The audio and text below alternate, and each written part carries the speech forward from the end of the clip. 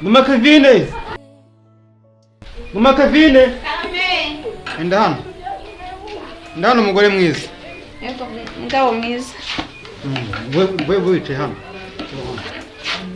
Tuganira. None ugiye kumbwira akantu keza mugabo wanjye ko watinze se none wagiye byabaye amahoro Byara amahoro ariko ndashaka ari ibintu nshaka kugira ngo umenye umbwire harya ubu tumaze kubyara abana bangahe 30 Reka 30 niyo mpamvu nsigaye n'ijya simpande erega abana ibiryo babiriye babimaze ubwo dusigaye rero nanjye nkanga ko kugira ngo wicwe n'inzara udusigaye nawe nkavuga ni ikiko gisigaye reka nkiguhe umva rero nafashe umwanzuro kandi umwanzuro wanjye ntabwo kuka uri kumva ndashaka kugira ngo uzajye kwifungisha bitabaye ibyo ntabwo nakwifungisha kandi Imana yarampaye urubyaro ntabwo nakwifungisha rwose nzababyara nuzure nk'umusenyi wo ku nyanja ubwo rero ubwo ngubwo nimba ari uko wabitekereje ngiye gufata gahunda yanjye kandi gahunda ndi bufatire ntakuka Imana yabampaye n'ubundi zama kubarera none se ngiye kubasiga hano wowe n'urubyaro rwawe ngiye gushaka ahandi hantu nibere kuko ngewe ntabwo nabishobora nsigaye ndya ntabwo nsigaye mpaga kandi mba nihahiye ibiryo reba nk'umugundagura ibiro 2 by'inyama inyama nkasanga reka da ukampa intongo imwe akaba ari ugabira umuntu umugabo koko kandi mba nihahiye nese mugabo wahandi nakura gutujumba ko twarangiye ubu uragira ngo nzabigenze neko unyumvire ngo ibijumba bigabira umuntu umugabo akagira ubushake nese handi twatuguze ko twarangiye akaba ari hasigaye agakuro kamwe nako kashize ubu uragira ngo mbigenze neko weho amafaranga uyamarira mu nzoga inyota ikanyica n'abana nkubwire ngewe ndagiye hena no kunya gusubana nawe kandi mugabo uragiye reka njye guhambira cyane uragiye twarasezeranye kubana mu mahoro oya ndagiye bitewe n'inzara bitewe n'iki ndagiye oya mugabo uragiye koko ubuse koko ninde uzajya mfasha kurera aba bana koko umugabo wanjye aragiye mwana we ubone koko umuntu w'umugabo niyahira ibiryo umugore najya kungaburira ngaburire uturyo dukeye kandi mba nihahiye ibi ntibishoboka reka ndagenda nshaka ahantu nkodesha amafaranga ndayakoreye gukodesha ato barankopa nzabanyashaka nzabanyaba ariko ntabwo nakubya kwihanganira ubwo muri uru rugo n'ukuntu nshonje gutya reka ngende da niga gasambura rero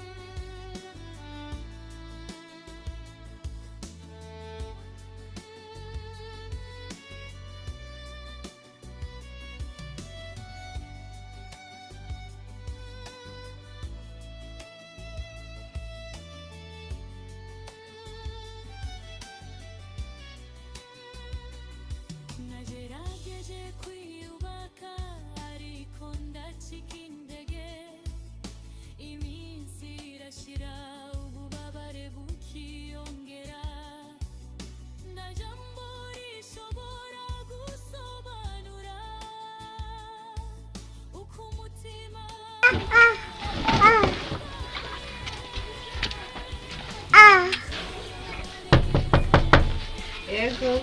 Muraho yemwe bahana. Neza. Yego.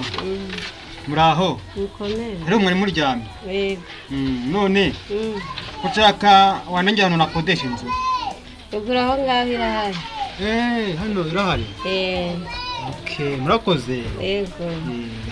Banyira bose mwundi babona. Yegera yo. Murakoze.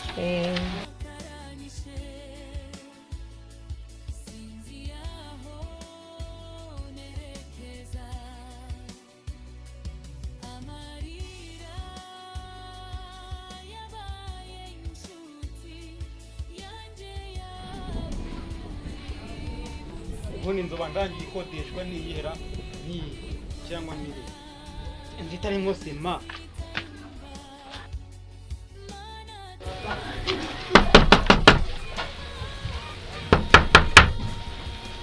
Aba hano ninde? Ni umugenzi uri kugenda. Ni karibu mama. Mwari muraho neza? Muraho. Mukumi murakomeye cyane. Turakomeye mama. Bo ikintu rero kiri kungenza hari umuntu warundangiye ko no mufite inzu mukodesha. Inzira hari. Inzu mushaka mangahe? Inzu ni 15. 15. Wowe ha 5. Yego komana yanjye. Suzi ko inzu z'Kigali zisigaye zihenda. Okay, yinyereka ntacyo ndebe ukuntu. Reka nze nyikwereke mama. Wayibonye inzu se? Nayibonye rwose. Ngaho reba ni nziza cyane. Eko uzi ikintu imvura ni seri. Hoya iriya seri nibishaka ndayishyiraho nta kibazo mama. Okay. Subundi ugira umugabo. Yego komana yanjye ndamufite. Nibyo numva mbonye ugifite umutima mwiza rwose. Noneho Yes we. Reka nguhe amafaranga. Aya ngaya ni advance. Manekemo ibintu byanjye. Noneho nagira ngo ni ari mwimvizi y'intama.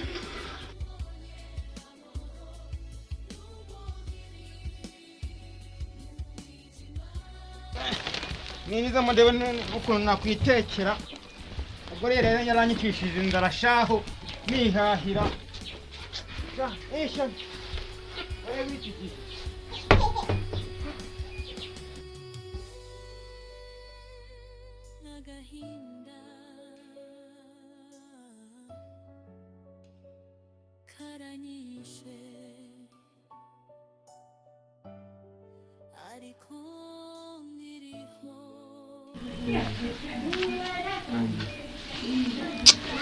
Iko rero Imana irabinkoreye mbonye ahantu ho kuba. Ariko se iyi nzu nzayibamo njyenyine nta muntu mfite wo kubana nawe koko. Mu nzu umugore kubera abana twabyaranye kandi koko mfite abana benshi cyane. Kandi none ntabwo nshobora kuba hano hantu njyenyine ntafite uwo tubana. Ariko ubundi wakwisha ikiro umugabo ku mugabo hari ikibazo ra. Aya nibyo reka njye gushaka inshuti y'umugabo ariwe twibana. Gahunda niyo ngiye. Apo agore barananiye ndabona umugore abagore tudashobokana. Reka ngende.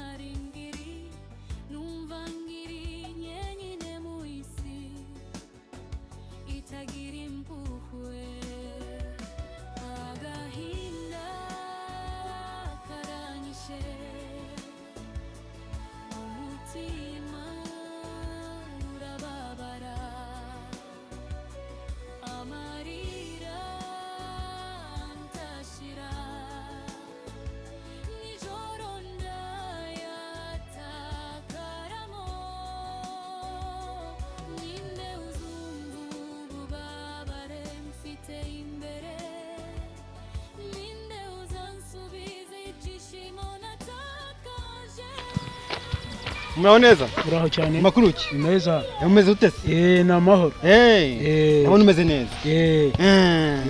None se nakubona gutse ko nshaka kugira ngo tuganire. Wambona gose. Wambona hafi hano. ariko nuko iwacu ari uruguru iriya Nyaruguru ni Nyaruguru iwacu. Ntugire ikibazo cy'amafaranga. Yego. Amafaranga ndayaguha, amafaranga ndayafite. Kumva? Amafaranga yo rwose ntugire ikibazo, ndaguha amafaranga wumva wifuza. Ariko ndashaka kugira ngo tuvugane, tuganire kandi ibiganiro byiza cyane. Sibyo? Ndashaka rero kugira ngo ujye kunsura. Sibyo? Nta kibazo twajyana. Sibyo? Abona umeze neza rwose. Nk'ubu ufite imyaka ingahe?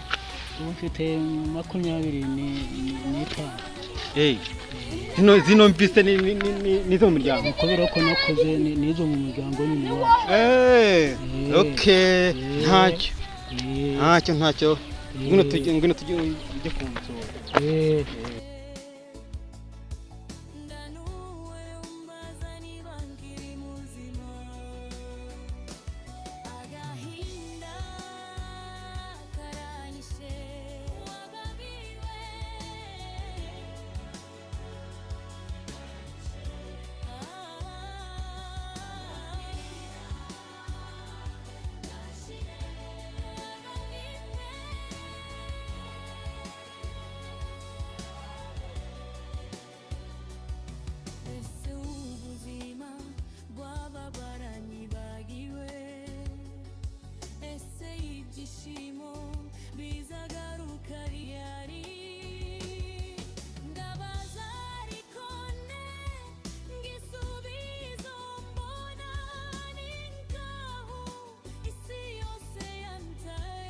Gosha.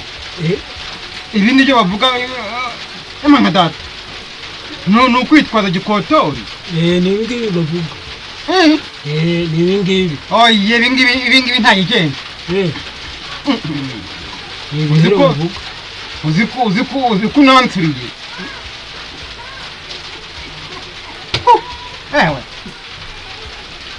Nta kibazo cyo gutingana koko. Ariko urabizi ngiye gufata umwanzuro. Nisubira ku mugore wanjye. Ibi ntabwo nayivamo. Koko. Uri umugabo uranansuriye koko. Niko sha.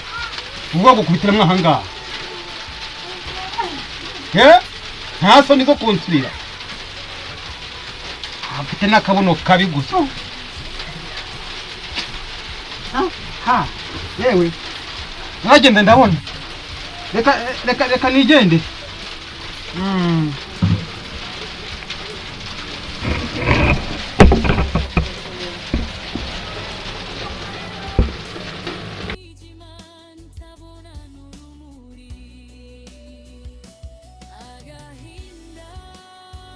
Mbira mu nzu. Toka. Hato.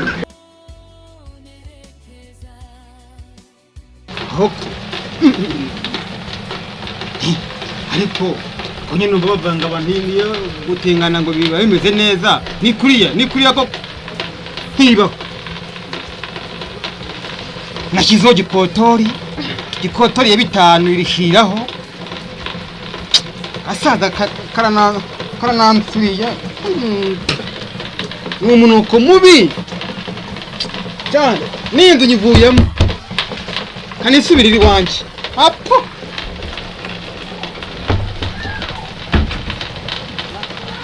Ngwino nyine. Subirira iwanjye rwose. Bajyana inzu zabo. N'amapanga ndemeye nyasizemo.